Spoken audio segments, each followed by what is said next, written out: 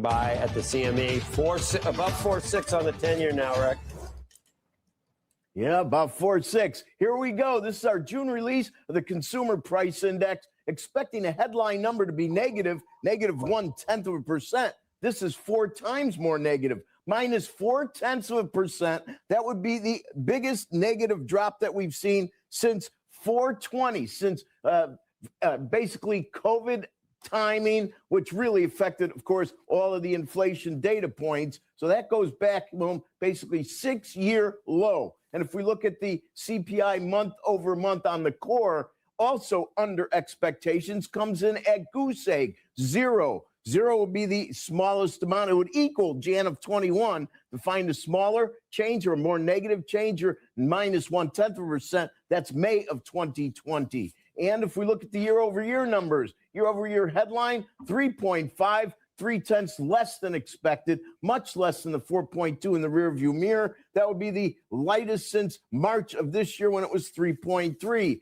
Year-over-year core, 2.6, 0.2 less than expectations, 0.3 less than the rearview mirror. 2.6 equals March. 2.5 brings you to February of this year. Quickly, if we look at the indices, 1913, this started CPI, and the indice comes in at 333.95. That actually goes back a month. It's not a new high. Usually every month we make a new high. So that's very good news. And if you look at the core index, started in 1957, very similar, 336.06, a little bit lighter than the historic high of last month. It's nice to break the chain. Usually these indices make new all-time highs every single month. What have the market done? You know what the market's doing. Interest rates moving lower. 4.25 was a 2-year. Now it's at 4.17. And if we look at a 10-year, as Joe pointed out, it was at 4.60, down 3 basis points. Now add another 7,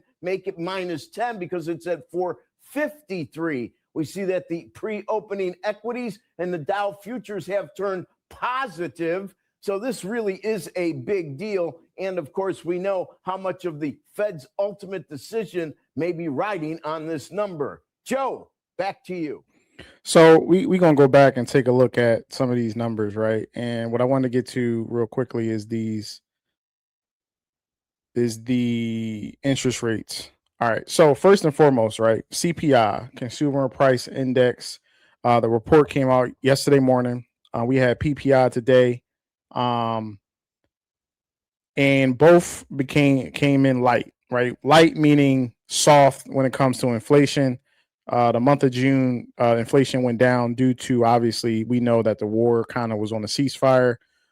So a lot of the prices for energy, gas, et cetera, went down, right? So usually, obviously with the Fed's mandate of lower inflation, anytime you get a lower read when it comes to the CPI, PPI data, that's a positive for the stock market, right? Which usually means that rates go down, right? So you have rates going up when you have, higher inflation, and then you have rates coming down usually when you have lower inflation. So inflation reading came down a little bit in the month of in June.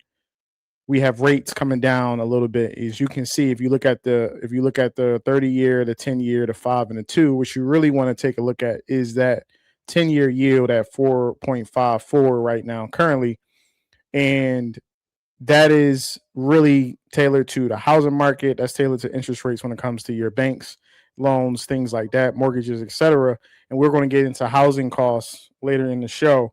But anytime you start to see data in a positive direction for the market is usually good for, other parts of our economy, right? So it's important for us to understand interest rates, for us to understand the cause and effect of rates, while also then understanding how the stock market is going to react and spike. So we had a boost in the market over the last, 24 hours or so due to these lower inflation numbers. We also can project that the new Federal Reserve Chair, Kevin Walsh, is going to like this number for his upcoming meeting for the Treasury, right? So